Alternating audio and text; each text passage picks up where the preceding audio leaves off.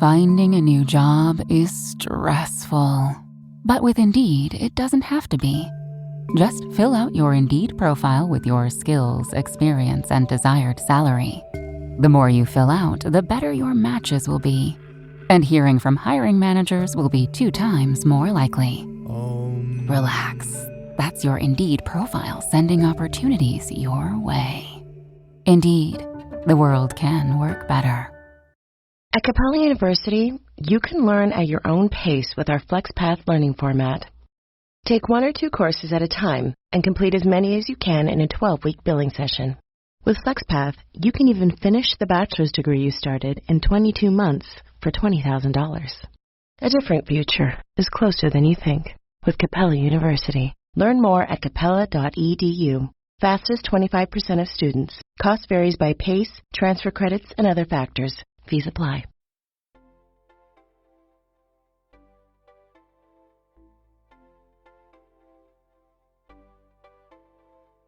Hello, everyone, and welcome to Nerding Out on Neurodiversity, the podcast for all things neurodivergence. I'm Dr. Matt Zakreski, clinical psychologist and professional speaker, and I'm happy to be your host through the wild trails of the neurodivergent world. And I'm Jake Noonan, educational coach and humanities teacher, your co-host and producer, and I'm thrilled to help share the stories and the experiences of wonderful people in the world of neurodiversity.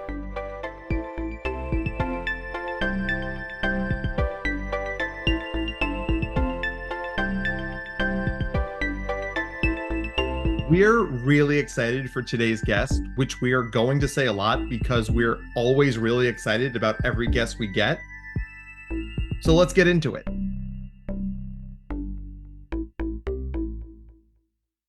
Well, hello, everyone, and welcome to another episode of Nerding Out on Neurodiversity. I'm your host, Dr. Matt Zakreski, clinical psychologist, professional speaker, published author, wearer of many hats. With me, as always, is my producer and co-host, Mr. Jake Noonan. Say hi, Jake. Hey, everybody. Great to be here again, as always. I am so excited for our guest today. Quick little background. I didn't even know much about our guest until my fiance mentioned it, and now you're everywhere for me. I'll tell you this, I guarantee you I knew less about our guest when I met our guest. I hope we get to share this story today. I have to, right? Okay, please. Oh my gosh. I don't know whose point of view will be funnier. I know my point of view, obviously, because I'm the one who was bright red. So listeners, let me just paint you a word picture. So we're at the National Association for Gifted Children annual conference in Seattle, and I'm doing a workshop on perfectionism. And when I get to the end of my presentation, we talk about things you know you don't know, and things you don't know, and how no reasonable person would plan for things they don't know. And to illustrate this point, I usually pick someone from the audience at random and say, hey, what is it you do? And so I pick our guest and general internet rock star, Jere Chang. And I said, Jere, what is it you do? And Jere, do you remember what you said? Yeah, I remember exactly. I said I make TikToks. And of course I was like, oh, cool, like a hobby?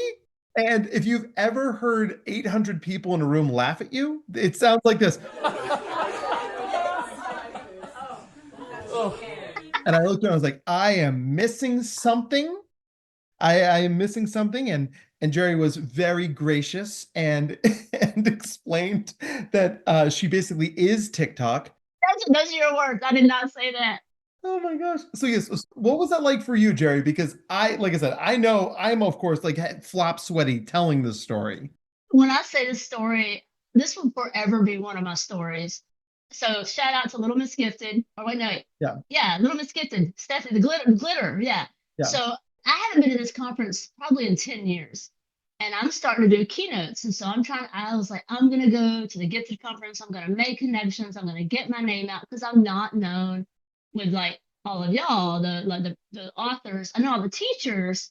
I was like, I'm going to go shake all the hands. Yeah. So Stephanie, Little Miss Gifted, we had dinner one night and she's like, girl, I got you.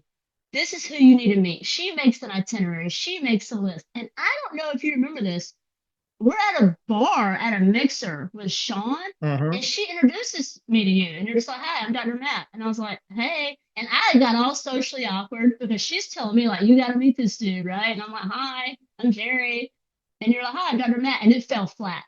Like you proceeded to talk with your friends. So the next day, she's like, "Well, did you meet Dr. Matt?" And I was like, "Yeah," but it totally fell flat. And she's like, "Well, don't let that like not go to his talk." I was like, "No, I'm gonna go. I'm getting all the tips." So when I go to your talk and you have no idea who I am, and then people start recording, and they're like, "Dude, like we all know who she is." It was hilarious. So I messaged Stephanie immediately. I'm like, "Hey, he knows me now." And I'll never forget her. I was like, "We're like besties now. We're like DMing each other on Instagram like midnight." Because it could go one of two ways. We could either never speak again or use it as fuel to be the best of friends. And it's funny because it's absolutely worth apologizing. Like I was like, okay, I'm meeting this person. I'm in the middle of a conversation. Yeah. I was having trouble shifting my focus from one thing to another, right? I mean, it was literally a duel of social awkwardness, I'm sure. Yeah. I mean, welcome to my world. I'd like to watch that duel. That's a good duel, right? Do you want to shoot me? Should I shoot you? Right. What, do I have an axe? How does this work? Right. People assume because I have a big presence online that like people come up to me all the time, and I'm sure they do you. And when they do, they expect you to lead the conversation. So they're like, "Hey," and then I just get socially awkward. I'm like, "Look, just because I have a big presence doesn't mean I'm not like all the stuff on the inside is just shutting down." I'm like, "Hi." Ah, But but you were amazing. Like once we got on DM, you're like, "Hey, how can I help you? What are you trying to do? Where are you trying to grow?" I already read that book that you recommended. oh, that's awesome. Yeah, I took notes and hopefully I don't know, I got 5 talks lined up for this year. So trying to get out in the gifted world. Yeah. Well, I mean, people are chomping at the bit to hear you and experience all the good things I mean, I downloaded TikTok because of you. So like that's high praise. Very high yeah. praise. But I do Instagram reels for old people like us too. Don't worry. And I'm on Facebook because people started stealing my content and posting.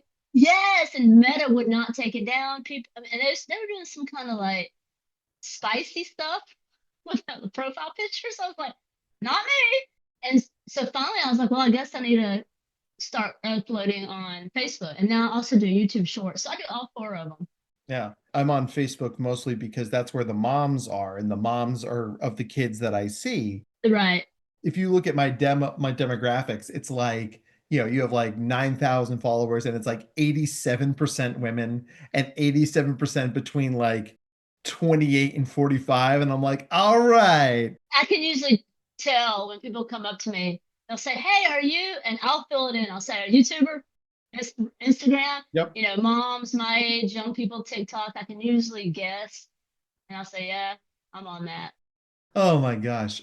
So Jerry, we'll zoom out for a second. Tell everybody what it is you do, how it started. I mean, we'd love to know the origin story. Yeah, for sure. This is always a diverge into a sad story, but I'm comfortable sharing this. I teach gifted education at a public school in Atlanta, elementary school. And shocker, here comes news alert. When the pandemic started, we were all in the house bored. Yeah. The election had just been called. The country was in turmoil. Black Lives Matter protests. I was like, oh my gosh, like I want to put my head in the sand. Like, what's going on in our country? So I downloaded TikTok and forgot to share this part. Both of my parents passed away in early 2020. My mom died February 2020, and then like 3 weeks later, my dad died. Both unexpected. So as you can imagine, I'm home. I'm not alone. I have a wife and 2 kids, but I'm grieving. It is hard. Country's in turmoil. And I downloaded TikTok, and it was just kind of fun. And it was at first, cats knocking stuff off the counter, people dancing. But then I came across a teacher doing something teachery. I don't even remember what it was. And I was like, wait a minute, what is this? And then I started seeing like mathematicians and grammar people and like technology people and behavior strategy and just like critical race theory. I was like, whoa, wait a minute, psychologists. I was like, there's some good information out here. I was like, oh, wait a minute, maybe I can start sharing stuff. And I did. And 6 months later, I had like 200,000 followers. TikTok named me one of the LGBTQIA, blah, blah, blah, blah, blah, Trailblazers of the Year. And then I'm getting an agent. And I was like, what in the world? And there's a company called Kami out of New Zealand, Kami. It's a PDF markup. So they reach out to me and they're like, can you do a keynote for us? And I was like, yeah. And they paid me like peanuts. I didn't know. Like, and I thought I was making so much money. I was like, whoa, I just made money to talk to people. I used to get in trouble for this. Yeah. This is crazy. It just started slowly unfolding. And now what was TikTok is now like, I just got a book deal. I'm doing keynotes. I'm doing special sessions. I'm still teaching, but it's just grown so much.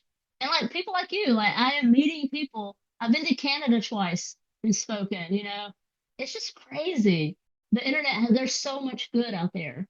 The bad always gets the attention. Yeah. But there's so much good out there. It's really cool. And listen to this. So my son, he hyperfixates if we want to like shift gears into neuro spicy children. And I cannot articulate his hyperfixations. Right now, it's countries and flags. He can name every country flag. I mean, after 2 weeks. But about a year ago, it was the Titanic and other ships. I mean, woo, all in. He can tell you anything. He's a savant on the Titanic. And I share something on Instagram. We're at the little Titanic museum. This woman messages me and she's like, hey, my dad discovered the Titanic in 1986. I was like, there's no way. There's no way that your father is Dr. Robert Ballard. She's like, yeah. I was like, you don't understand. Most kids are pretending to be Batman. My child is role playing Dr. Robert Ballard. She's like, hold on a minute. She sends me a video of her father. Hi, Fox. That's my kid's name. It's nice to meet you. Blah, blah, blah, blah, blah. She shares this video with me. Then he sends me like 7 to 10 autographed books to my son. I mean, the internet has just changed my life in so many ways. As a mom, to a teacher, professionally, it's so cool. I shifted gears so fast. I hope you can keep up. We are going to run right alongside you, right? Like this is just a very spicy group of humans. Yes, I love it. Guys, as you know, this is not a video podcast, but you should have seen me and Jake's faces as Jere was telling the story. We're just like, you can't see him again, but it's a very like, yeah. If envy and shock had a baby, it would be that face. It's like my face is pressed up against the window of Jere's life, being like, I want some of the cookies. Give me some. Do you have kids? I do. I have a 6-year-old and a 4-year-old. Oh, what fun ages. Mine are 8 and 10. Oh, so yeah, you've been right there. Yeah.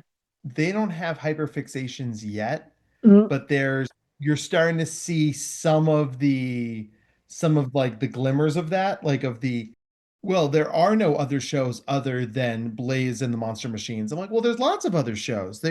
No, Dad, there's only Blaze and the Monster Machines. I'm like, it begins. And my son, when he could barely talk. He was a late talker, 2 or 3. This is my youngest. It started out with fans, like ceiling fans. Mm-hmm. And we would just go to Home Depot and spend hours with all the fans. And then that traversed into cars. We were in Las Vegas and he goes, oh God, what's that car called? An Abarth? I don't even know. And I was like, no, son, that's not even a car. He's like, yes, it is. Yes, it is. And I was like, no, son, that's not. And finally, I was like, come on. We look at the hood of the car. I think it's Apart. So Austrian car. Sure enough, my 4-year-old is like, yes, Mom, this is an Abarth. And then it turned to clocks. We planned a whole trip to Germany this past summer. We went to Black Forest and bought a cuckoo clock. Mm-hmm. We have probably 70, 100 clocks in my house now. So then it was Titanic and ships, and now it's countries and flags. It is fascinating. Yeah. And I celebrate it. Let's go all in. And it's foundational to the work that both of us do here. It's that, like Jake's one of our educational coaches. And it's like one of the things that he and I bonded over when we worked at a school for gifted kids was like the kids would come in like, I know chapter and verse about the Battle of Dunkirk. So the teacher would be like, okay, now get them to talk about anything other than the Battle of Dunkirk. I'm like, but why? Why? Like, that's what the kid is most interested in. Like, yeah. It can't be the only thing that we talk about. For sure. But let's start there and see where the conversation bleeds and evolves goes, right? Oh, yeah. Right. I'm all in. When the students, like teachers will be like, or parents make fun of their kids for all into Minecraft. Mm-hmm. Okay, let's talk about ballet. I've never been to the ballet. ballet adjacent, the Nutcracker or whatever, but never really. And so, but when I have a kid who's like into ballet, I'll start performing in front of the classroom, and I'm like, "What is this? It's plie." They're like, "No, it's all wrong." But even though I'm doing everything wrong, just the fact that I'm celebrating their interests, even though I'm a sports kind of person, I can talk football. I can like really talk football, but ballet, I think plie is the only word I know. you know, but I still can celebrate it with the kids. Let's talk about it. Yes, we got to get to math in just a minute. Yeah. But let's talk about ballet. Let's talk about Minecraft. Build those relationships with the kids. One of the coolest things I've ever seen was our physics teacher in college. He had our dancers dance on force meters. So like you want to know how much force is on somebody's toe when they're on point, it's this much. And I remember like this is the coolest way to bridge STEM and in the arts. Oh, I've for sure. never seen anybody do that before. I just thought that was really cool. Sorry, Jake. I talked all over you, bud. You're good. I don't even remember what I was going to say, honestly. Jade, are you a teacher? Yeah, I am / was a teacher. I was a humanities middle to high school. Yeah. Predominantly philosophy, broad like cultural analysis and things like that. Oh, what a fun class. Yeah. Oh my God, that would be such a cool class. It was a ton of fun. We always used like board games to do bonding classes and like develop skills, develop community bonding experiences. Yeah, we play a lot of games in my class. That's how I end the day. From chess, Othello, Blockus. I don't know. Just those are the two that come to mind right now. I love beating kids at chess. I wish I was better at chess. Like, and I'm not great, but a 6-year-old will come in and they'll be like, "Oh, they'll like they're all one-uppers." Yeah. Yes. Like I went to McDonald's, I went to Florida, I went to France, I went to the moon, whatever. So they'll come in, "Oh, I'm so good at chess," and I'm like, "That's cool." And oh yeah, I beat my dad all the time, and I'm like, "Are you really good? Or are you? How do you want me to play you? For real, or like teach you how to be better?" "Oh no, you can play me for real." I'm like, "Okay, checkmate. Okay, let's set it up again, and now I'm going to help you learn how to play chess." I tell the parents all the time, beat your kids, because then when they win, I tell my students. I had this boy named Pansell. He's probably in high school now. He finally beat me in the 5th grade, and when I say he lost it, because he knew for a fact that he genuinely, authentically beat me. And if I saw that kid today, he's almost a man, he'd probably be like, "Hey, Miss Chang, remember when I beat you at chess?" Yep. Yes, I do. Probably send you like a TikTok message after finding you here. Right. I'm sure he could be. I say it all the time, and I say it confidently. So many of the kids I teach have higher IQs than me, and I wish more teachers could accept this as okay. I tell my students, I'm smarter than you now because I've had not 50, a 40-year head start. So to learn all the stuff I've learned, but in 10 years, you'll be running circles around me.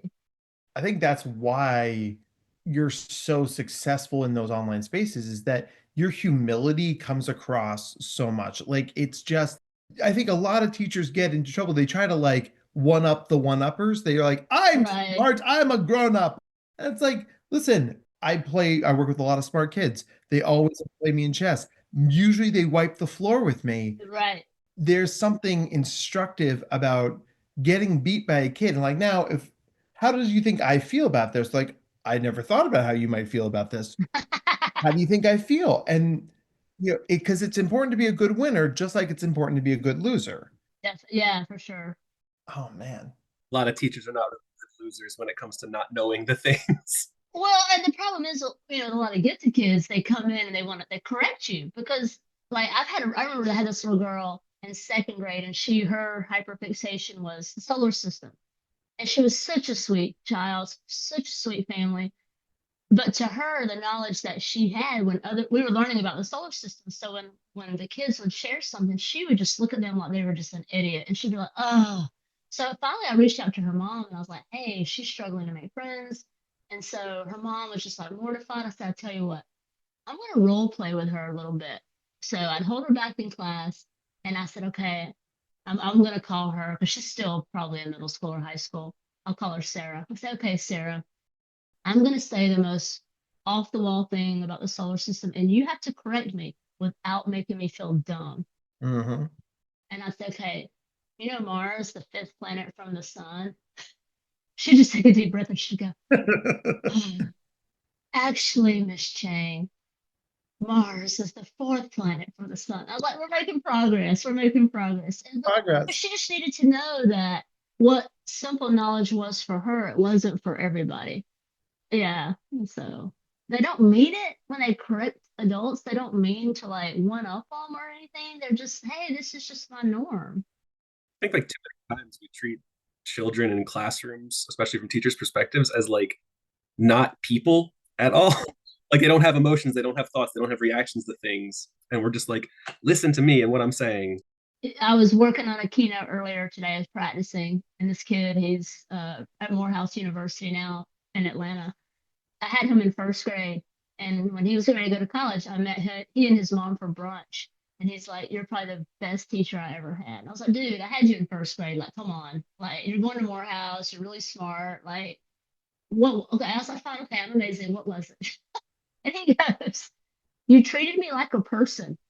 He was 6 years old, and he had enough insight to know that I treated him like a person. It's just sad that all those years of school, that he saw that as a 6-year-old. That was a lot of my experiences as a gifted learner, is that either I was treated as a mini adult, like help the other kids in the class, or they treated me like I was like fully cooked. I remember my art teacher basically be like, here's crayons and markers and paper. Just, I have nothing to teach you. Go do things. And I think that's one of the reasons I plateaued as an artist, is that nobody pushed me. I would say to them, like, I know I'm good at art. Yes, I have all these fancy ribbons in my bedroom. I would like to get better at art. Yeah. Push me in that direction, right? And it's where we fall short for these kids so often. Yeah, the whole there's a whole hashtag gifted burnout, and so many times young adults or even grown adults like yourself will reach out to me and be like, "I wish my gifted teacher hadn't had the expectations they had on me." And that's one thing I love about your presentation about perfectionism. It's just like gifted kids, when they receive that gold star label, which I cannot stand. I will say this: you don't get into gifted. Oh, parents email me all the time. My kid didn't get in. My kid didn't get in. This is not a fraternity or sorority. Yeah. This is my soapbox. Your child may or may not qualify for gifted education services, because in Georgia, gifted education is a realm of special education, because that's what it is. It's kids who need a different services. You don't get in. You may be the most high achieving kid, but you may not be gifted. So that's my big soapbox. And then because of that, because of these labels from teachers, from parents, from whomever, the kids just get burnt out. And I see it as early as fourth grade. My oldest son is highly gifted in math, and he'll come in 98 percentile, 99 percentile on the little map, nationally norm test. And if he doesn't meet his goal, the teacher's like, "Oh my God, he didn't meet his goal in winter." I was like, "Dude, he's at 98 percentile. He's not going to Harvard tomorrow. I'm okay with this. He doesn't have to be perfect." No. And it's so insidious, right? Because it's like really like, well, why isn't your fourth grader preparing up to level? Well, is it because they're in fourth grade? I mean, goodness me, I'm an adult and I have good days and bad days. Why am I allowed to have those, but not a young human whose brain is still cooking? Oh, he came to me the Monday after Thanksgiving break. So we're off the whole week. He had been out of school for 9 days. He comes to my classroom, like busts up in there. His teacher let him come down. He's almost in tears. I'm like, "What's going on?" He said, "I failed the test." And I was like, "It's okay. We failed tests. Tell me more." He goes, "I made a 50. I was like, "Ooh, you failed real bad." And so he starts telling me about this test. I don't want to share too much information because, these are my colleagues. Yeah. And I said, "Wait a minute, wait a minute, wait a minute. When did you take this test?" He said, "Today." I said, so you took the test today. You didn't get the results." He's like, "No, I took it today." I said, "So as a fifth grader, you took a test and you haven't been in school for 9 days and you took a test." He's like, "Yeah." I said, "Don't sweat it." I was like, a teacher who gives 10-year-olds tests after being out of school for 9 days, I don't know what the teacher was expecting. Like, you're not in college, you're not in grad school. Even college professors don't typically do. They'll at least give you a heads up, like, "Hey, y'all, I'm going to give you a test, after the break." I said, "Don't sweat it. You're good, as far as I'm concerned." The only time I cheated in high school was when a French teacher who was out to get me made me take a chapter test after I'd been out of school for 10 days. I had double pneumonia in both lungs, not great. Oh, wow. And she's like, sit in the back of the room, take this chapter test. I was like, I haven't been here for this chapter. She's like, you're responsible for the work you met. I was like, I can see that in English class or French because those are things like that build on each other. But like, this is French. I don't speak this language. And my buddy Ben put his textbook on the ground and kicked it like slid along the floor till it was under my desk. And I just sort of like looked down and wrote the answers. And I got one wrong on purpose. Yes. I was like, I got a 95. Golly gee, I must be smart. And she was like, if I could prove that you cheated, I'd kick you out of school. I was like, but you can't. Right. You hated me. I cheated in French too. We have so much in common. Oh my God. I was in high school too. And this is crazy. I'd signed up for Spanish. Halfway through the year, the teacher realizes she wasn't adapted to teach Spanish, so she switches it to French. What? I swear to God. I swear. Now, mind you, this is public school, Sugar Hill, Georgia high school in the late 80s. Okay, I'll say that again. I signed up for Spanish. We're all in Spanish 1. You got to take 2 years of foreign language to graduate, college track, whatever. This was 800 years ago. Halfway through the school year, the teacher realizes I'm not qualified to teach Spanish, so I'm going to switch it to French. Okay, so now I'm in French.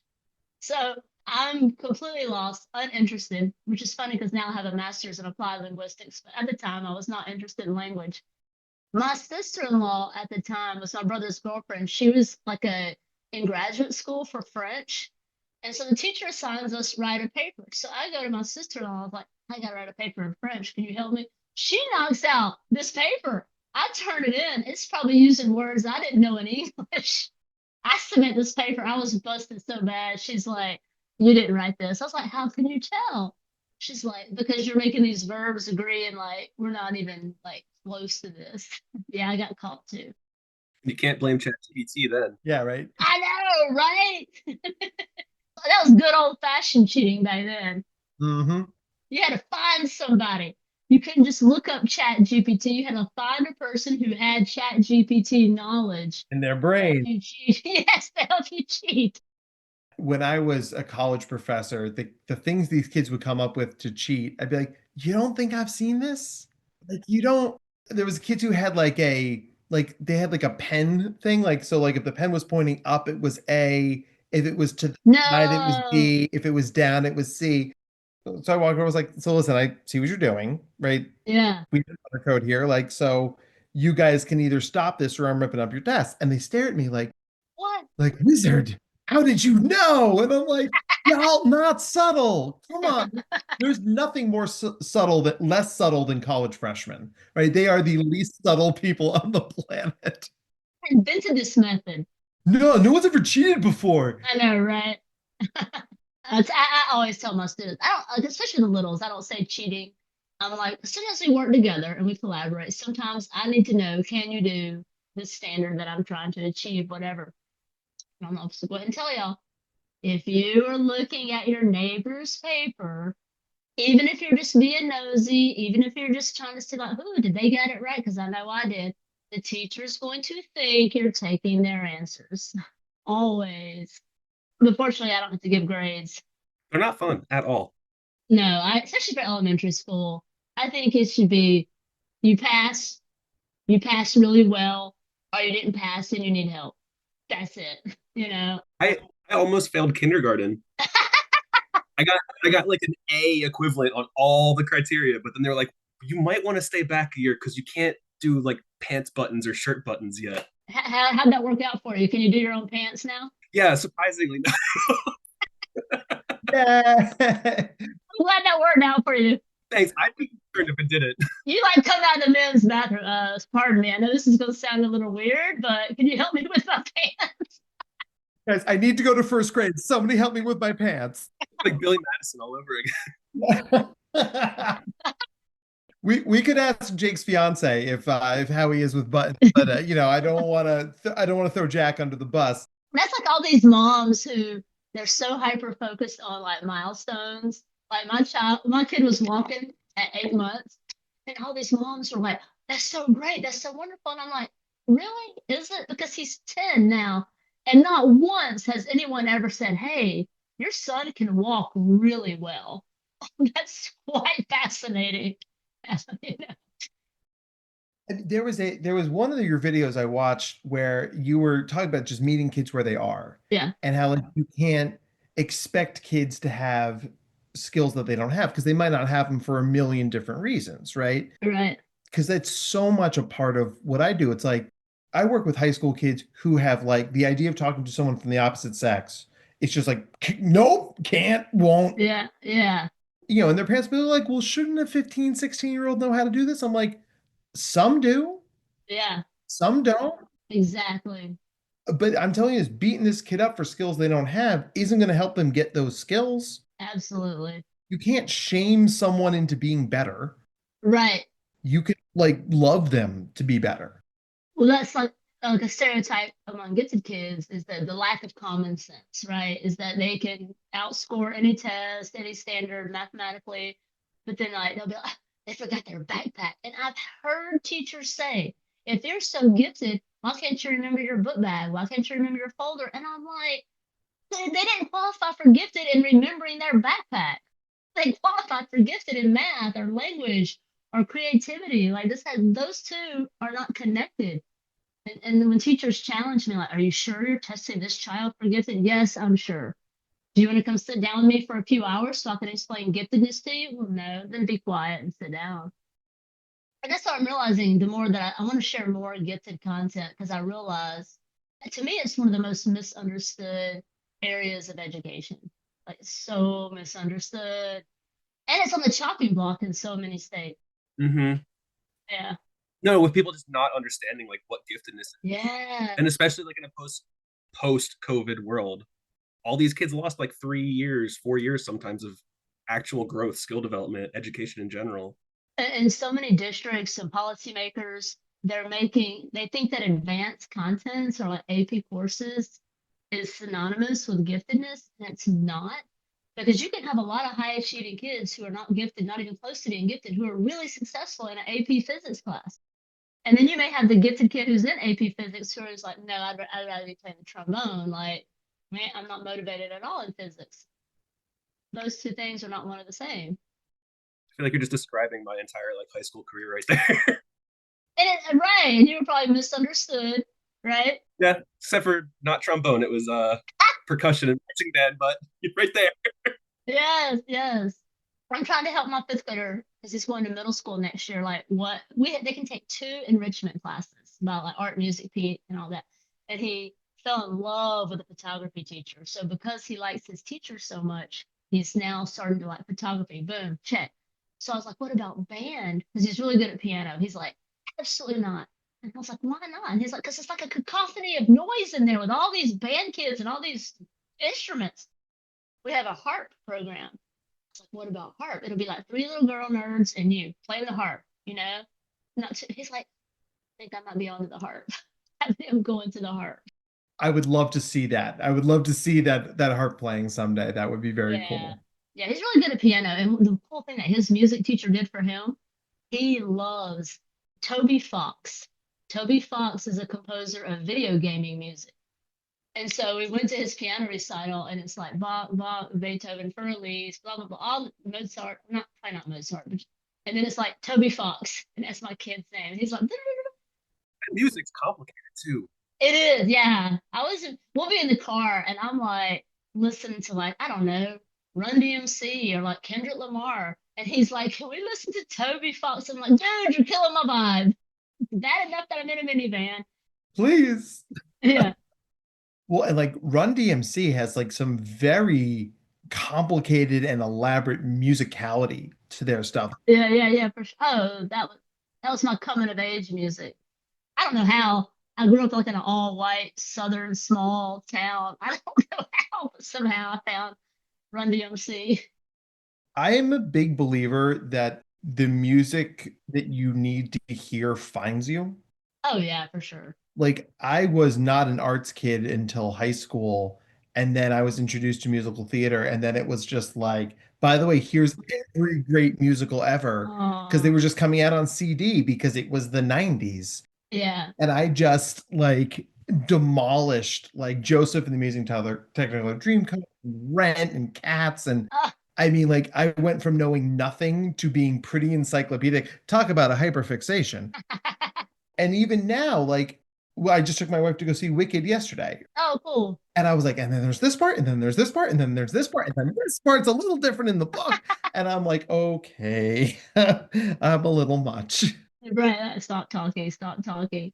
For me, it was the Indigo Girls, lesbians, the early 90s. I was like, there's women up there who are gay. And I'd go to these concerts, and it was like a sanctuary. It was almost intimidating because I was so closeted. And I was like, these are like all kinds of lesbians. Wow, just all the same place. They're also from Atlanta. I didn't know that. Yeah, they're from Decatur. They went to Emory University. Mm-hmm. And they met in college and then did their thing. Yeah. A young budding lesbian. I was like, it was like you said, transformative. Music finds you. Yeah. And now I'm just mom life, listening to Zelda Breath of the Wild music. My son would be so mad. I'm probably wrong. He's like, it's Undertale. It's Undertale. That's what he would say. It is Undertale. He would be proud. Thank you, Jay. Thank you. Well, I'm sorry also. No, I'm so glad because he would be so mad if I got it wrong, like, and it was forever on the internet. I corrected myself before you got me. Thank you for the validation. Okay, I'll also just cut that part. Yeah, we'll have to take the podcast down, re-edit it. It'll be like, oh, it's so great that it was Undertale. Undertale in a man's voice. That didn't sound like Miss Chang. She went down like 10 octaves. The computer changes the voices because of technologies. Zeros and ones. And the music for Zelda Breath of the Wild is also great. It is. That's our lullaby. That's their lullabies every night. They play the soundtrack for the past 5 years. Even now, I can tell. I'm like, oh, this is coming next. The piano scene. Oh, this is that scene. Yeah.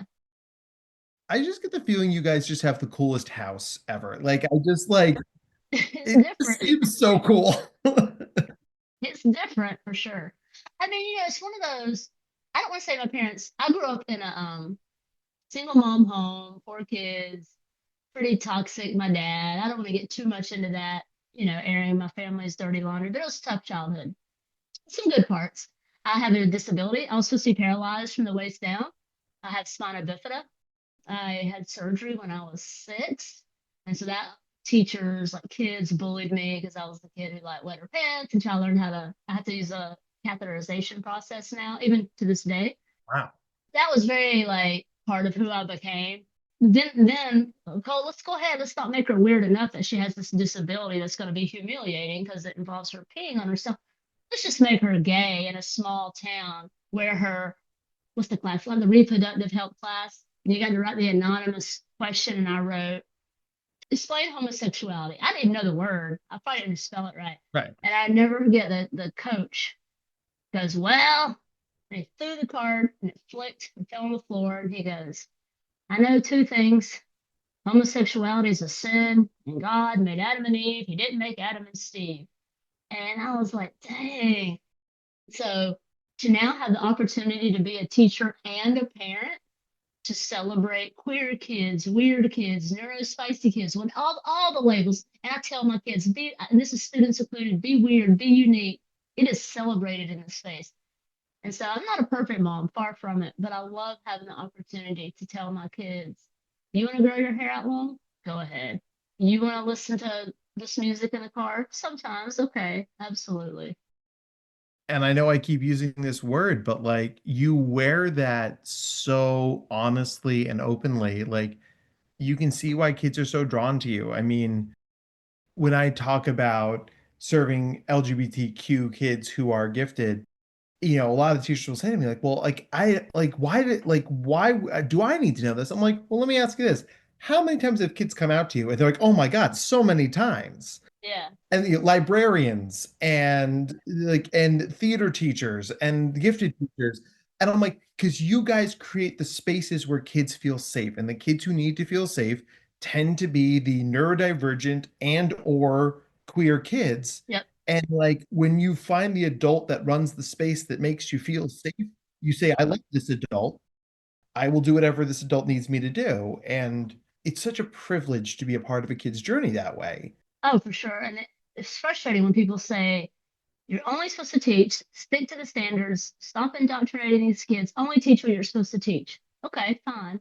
And then I have the kid who comes in, my parents were fighting, I'm crying, can I have a hug? My grandfather died. These are actual things. My grandfather died this weekend. He burned up in a house fire. Okay, that's great, but let's get to today's math problem. No, are you okay? Like, do you want to talk about this? Or the trans girl that I had in elementary school whose mom emailed me and said, hey, she's finally ready to wear a dress to school. But I see my kids one day a week. She wants to do it on the day she's with you. Are you comfortable with her being in a dress and filling all these questions? I was like, I'm not a professional, like a clinical psychologist or counselor, but I'm very comfortable in this space. So absolutely, let's go. What am I supposed to do? The kid walks in with a dress first time, and she's been he, him up until now. Now she's she, her, and the kids are like, "Whoa, what are their pronouns?" We talk about that. Sorry, kids, we can't talk about this because we got to talk about, did Christopher Columbus colonize America or discover America? I feel like we all know the answer to that one. I know, right? I love being at my school. I'm at a very accepting school that lets us teach for real. It's really cool. There's no way I could teach in rural. I can't say that word. Rural. Fix that in the edits. Georgia. Rural. I cannot say that word. Rural. I know rural. I hate that word. Like, how hard could it be? It's got what, 5 letters? I can't say it. Note to self: never put that word in a keynote. Right, ever. Ever. When I was in high school, we did speech and debate, and I had to say the word judicial. Yeah. And I was like, judicial. Judy, Judge Judy, Judy Tao, yes. Judy Chan. I don't know. Yes. It was, so I still to this day, every time I'm like, Judy. You have to think about it. Like I just like have to like sort of like tiptoe through it a little bit. Yes. Jake, that's going to cue up your question later in a very fun way. And from a mental health perspective, we say this all the time, in the absence of information, our brains create our own narratives, right? So if that kid shows up in a dress and you as the adult in the room don't say something, that leaves the other 23 kids in that class to make up whatever stories they want. And kids aren't inherently cruel, no. But kids don't know. Correct. So they might say, like, if Tommy says, oh, I heard that their mom is making them wear a dress now, that spins around the playground by lunchtime. You guys have to call child services. It's right. Or typically it's like, why are you wearing a dress? You're a boy. And so we talk about it, and I'm like, well, first of all, let's start with that. Boys can wear dresses. And then the pronouns came up. It was really funny because these 2 kids, the trans girl had a brown crayon. And this is when we had like community supplies, and 2 kids on each side of her needed that crayon or something like that. I don't remember. This was years ago. And this one kid, he's always right. He's super brilliant. He was using he, him pronouns. And the kid on the other side, who knew the kid better, was like, no, she, her. And they start arguing. And the kid who was always right looks up at me like, I'm never wrong because I'm brilliant. And so I looked at the child. I said, what pronouns do you prefer? And she says, she, her. And I said, cool. And so I tell the brilliant kid, I'm like, she wants to be, she, her pronouns. So that's what we go forward. And I said, but look, if we make mistakes, feel free to correct us. We're not going to do it, with ill intent. And she was so sweet. She's like, yeah, my parents still make mistakes, but they're trying. And I said, we're going to pay you the same respect. So the brilliant kid was like, okay, so it's okay that I was wrong. So I'm having to deal with 2 things. The brilliant kid who can't handle not being perfect, and the trans kid who are trying to sort out pronouns. But yeah, I'm supposed to stick to the standards always. You can't do it. And I would even go so far as to say that we shouldn't do it. I totally agree. And one of the things that, to get back to this conversation we had before about the goodness of the internet, is that now there are an expert that you can follow, tweet at, share, DM. Like, I can't tell you how many schools. I just talked to a small gifted school in rural Utah, and they were like, could you Skype in and just give us like an hour of your time? Like, help us answer some of these thorny questions for these tough kids. And I'm like, yeah, because you couldn't fly me there. Yeah. Right. The closest airport's 4.5 hours away. But like I can jump on a Zoom call. Mm-hmm. So if you're a teacher out there, like, not only do I think we put out pretty good content here for the Neurodiversity Collective, but I mean, we are talking to one of the best content creators out there. You don't have to handle it yourself. You don't have to be the person Correct. who gets all those answers, because there's people out there who are answering those questions, are asking those questions, and compiling those resources. Little Miss Gifted's another one. If I had to go back into the classroom, I would pull up Steph's page first. Yeah. Just that's the stuff I need to know. Yeah. I mean, genuinely, I think we're all in this together. Absolutely. So important. So I tell people, like, we're all yes, I'm bringing Gifted to like a lot of people online, but then you're doing research, you're publishing, you're doing like what I call it, the higher up stuff. All of it's important. There's people who are making the test. Naglieri, they came out with a new test. Like, hopefully it's like, trying to make tests less culturally biased and things like that. And we're constantly doing those things. I don't want to, like, I'm not a data person. Like, I'm always talking about teaching beyond the data, seeing beyond the data. However, I want it to be noted, I'm thankful for all the data people doing the data, because we do need data to determine things. I'm not among those people, though. But we're all playing our roles in different ways. I have been the data person. I'm much happier not being a data person anymore. Oh, gosh. Zero desire. Jere, I feel like we could talk to you forever and ever and ever and ever, and we are absolutely going to be like, that's right. We had her when her star was rising, before she grew up and got a syndicated daytime talk show. But it is really so cool to talk to you, because you are just exactly what you put out there. I mean, this like high energy, quirky, intelligent advocate. I mean, I could list nothing but good words for you for the next hour. Oh, I appreciate that. Well, it's easy to say when it's true. And I appreciate you taking the time talking to me on Instagram that night and just kind of like giving me some advice. Like, I love when people help other people achieve things. People have been really nice and helpful, and I love it. No, well, I mean, it's great to elevate and amplify other people's good work. And it's funny because, like, I never want that to come across as like mansplaining, right? Like, I'm like, well, listen, Jere, I'm a white man, and I clearly know things. So I hope it didn't come across like that. No. There's this man named Gary Brooks. He's a principal. He's an influencer, and he's now like a full-time like a keynoter. And he got on the phone with me one day for like an hour, and that's how I ended up getting signed with the speaking bureau. But he took the time to like give me advice and tell me what I needed to do. And then somebody else told me you need a professional web page. Boom. I just created, actually the man did it for me for free. I offered to pay him. I did buy him a bottle of bourbon. That I asked my friend, I need to buy a white man, like a bourbon drinker, like a nice bourbon that says you're a cool person, because he won't let me pay him. I don't remember the name of it. Whatever. I bought this man some bourbon. He made me his professional website.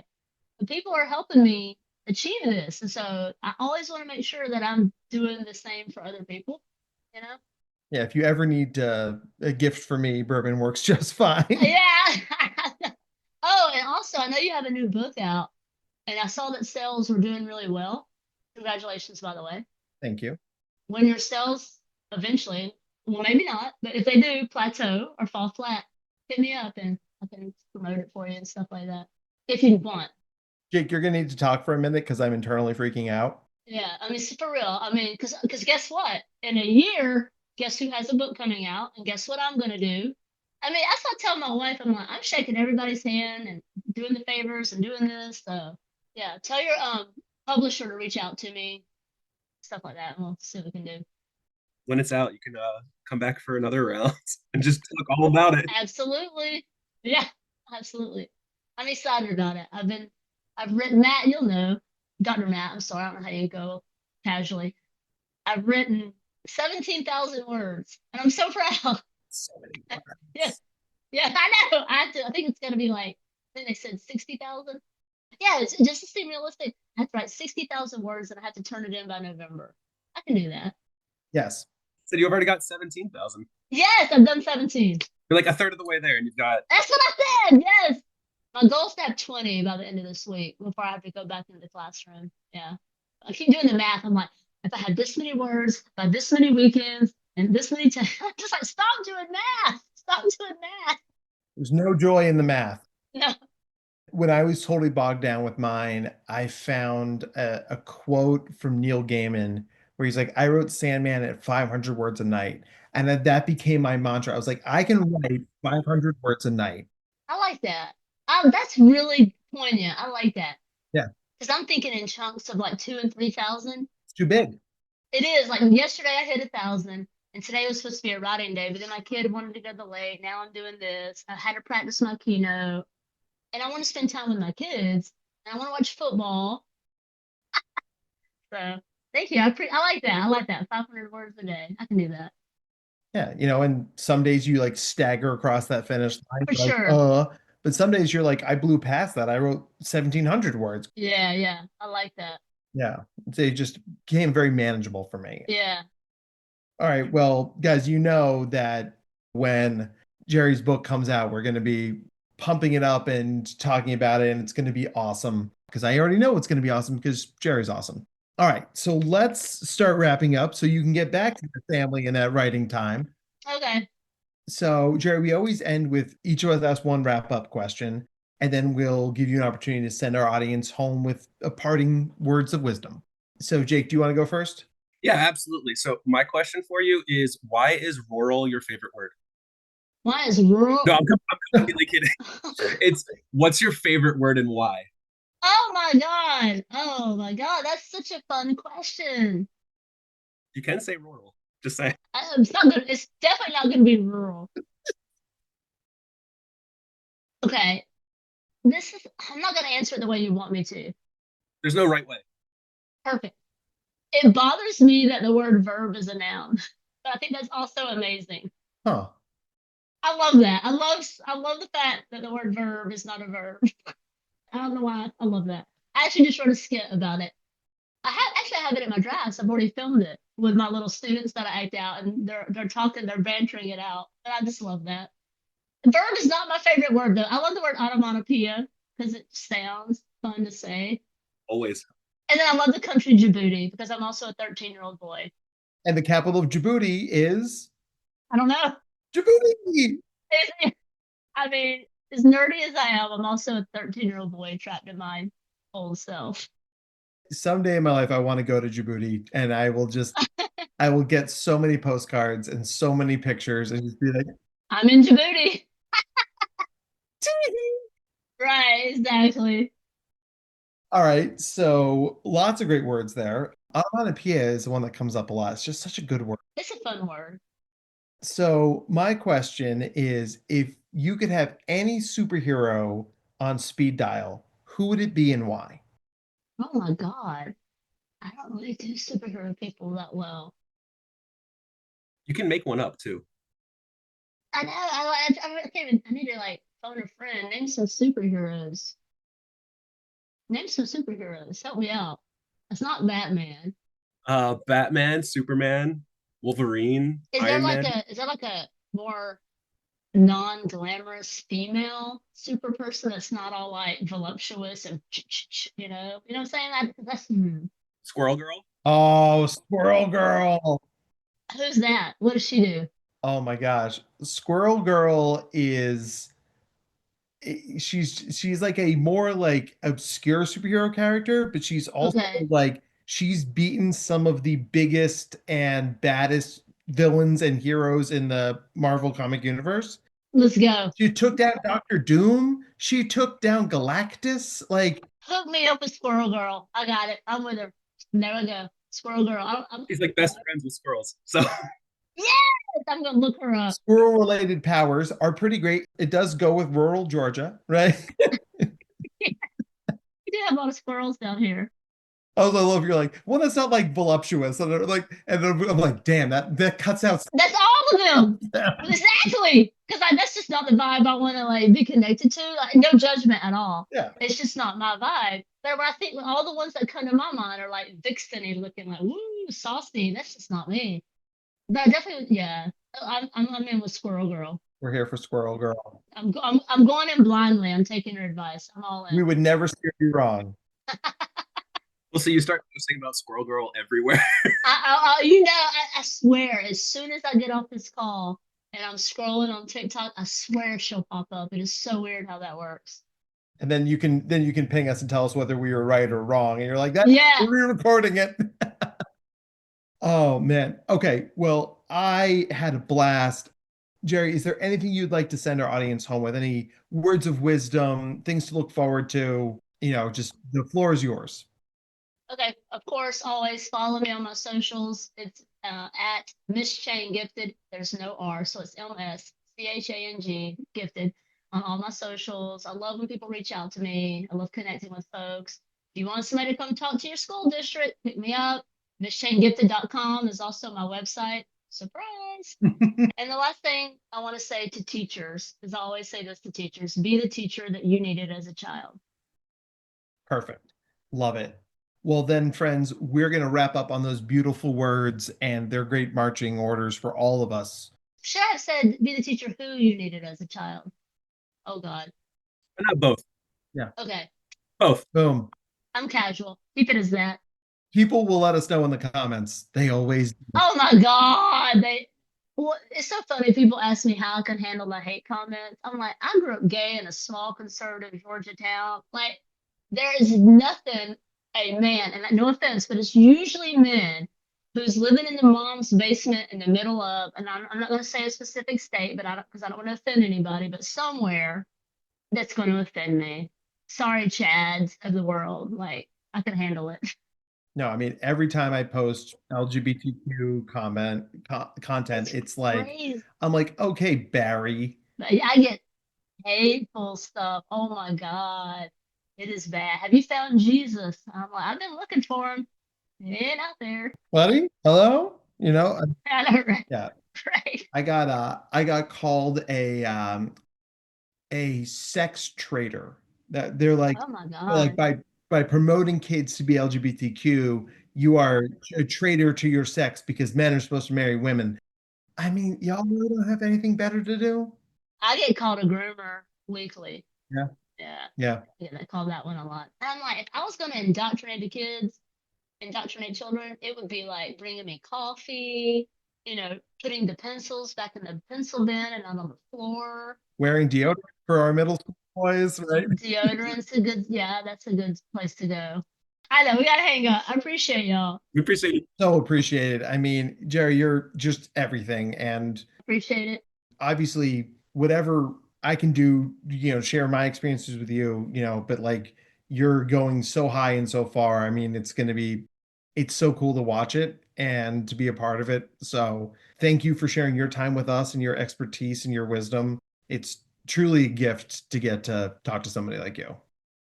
Thank you. And likewise. Nice to meet you, Jake. It's good to meet you too. Thank you again for coming on. It was fantastic. Yeah, for sure. Now I gotta go do some research about Squirrel Girl. Squirrel Girl! Let's go. Oh, man. All right. Well, that'll wrap us up for today. Thanks, everybody. Have a great night. Good night, y'all. Take care. Nerding Out on Neurodiversity is brought to you by Dr. Matt Zakreski and the team at the Neurodiversity Collective. To learn more about the Neurodiversity Collective or to be a guest on the podcast, please visit our website at www.theneurodiversitycollective.com/podcast.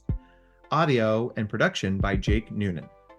Show your support by subscribing, leaving a 5-star review, and telling your friends about us. Our Instagram and social media handles are at #NoonPodcast, NOON podcast. Your support is appreciated and keeps us going. All discussions presented on this podcast are strictly for informational purposes, awareness, and understanding. The advice presented is not and should not be considered to be therapeutic in nature. If you have any mental health questions, please contact your provider. All rights reserved.